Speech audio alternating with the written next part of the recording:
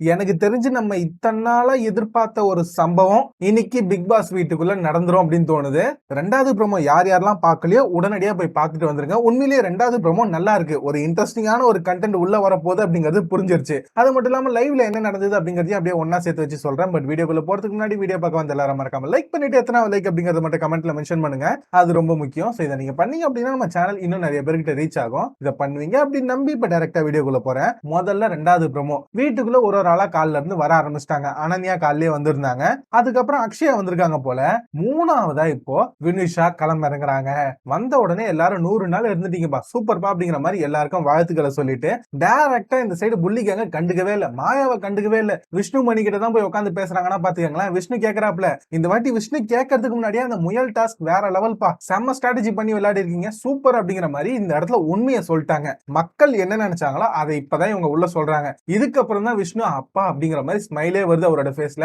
ரொம்பவே சந்தோஷம் ஆயிட்டாப்ல.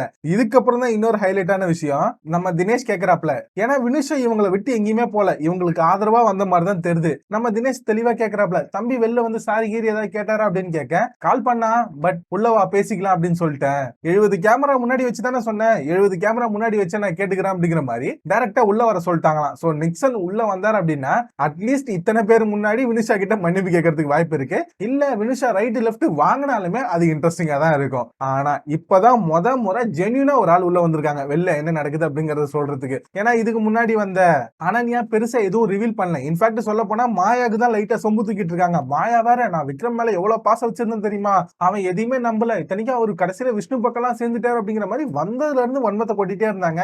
அனன்யா பட்டும் படாம தொட்டும் தொடாம லைட்டா மாயாக்கு சப்போர்ட் தான் பண்ணிட்டு இருந்தாங்க. ஆனா வினுஷா வந்த உடனே வெட்டு 1 துண்டு 2 அப்படிங்கிற மாதிரி அந்த முயல் டாஸ்க்ல நீங்க தான்ப்பா கெத்து அப்படிங்கிற மாதிரி ஒரேடியா போட்டாங்கன்னு வச்சுக்கோங்களேன். இன்ஃபேக்ட் இந்த இடத்துல அனன்யா கிட்ட விஷ்ணு ஒரு வார்த்தை கேட்டிருப்பாப்ல, இந்த போர்டை நாங்க கையில பிடிச்சிட்டு நின்னமே அதெல்லாம் நீ பாத்தியா, இன்ஃபேக்ட் அவங்களோட போர்டெல்லாம் செம ஸ்ட்ராங்கா இருந்தது, அதெல்லாம் நீ கவனிச்சு அப்படின்னு கேட்கும்போது நான் அதெல்லாம் பார்க்கல அப்படிங்கிற மாதிரி மழுப்பிட்டாங்க. இதுல இருந்தே தெரிஞ்சிச்சு இவங்க இந்த இடத்துல சொம்படிக்கு தான் வந்திருக்காங்க அப்படின்ட்டு. ஆனா பெருசா இந்த இடத்துல எதுவும் சொன்ன மாதிரி தெரியல. ஓரளவுக்கு மாயாக்கு சப்போர்ட் பண்றாங்க அது மட்டும் தெரியுது. ஆனா இந்த பக்கம் வினிஷா தெளிவா வந்திருக்காங்க. வந்த உடனே இந்த சைடு தினேஷ் மணி விஷ்ணு இவங்க 3 பேர் கூட தான் உட்காந்து பேசுறாங்க. அது மட்டும் இல்லாம நிக்சனை பொழந்து கட்ட போறேன் அப்படிங்கிற மாதிரி தெளிவா இருக்காங்க. நிக்சன் வந்தார் அப்படின்னா ஒரு சம்பவம் இருக்குதான் போல.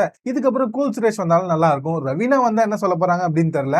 எனக்கு தெரிஞ்சு விசித்ரா உள்ள விடுங்க, அவங்க எல்லாத்தையும் தெரிஞ்சுக்கிட்டு உள்ள வந்தாங்கன்னு வச்சுக்கோங்களேன், கமல் சரியா கொஸ்டின் பண்ணுவாங்க. சோ அந்த மாதிரி ஒரு ஆள் உள்ள வந்தாங்க அப்படின்னா நல்லா இருக்கும் அப்படின்னு நான் நம்புறேன். ஆனா விசித்ரா வரதுக்கு முன்னாடி எல்லாத்தையும் தெரிஞ்சுக்கிட்டு வரணும், அது ரொம்ப முக்கியம். சோ நீங்க யாருடைய வருகைக்காக ரொம்ப ஆவலா வெயிட் பண்றீங்க அப்படிங்கறத கமெண்ட்ல சொல்லுங்க.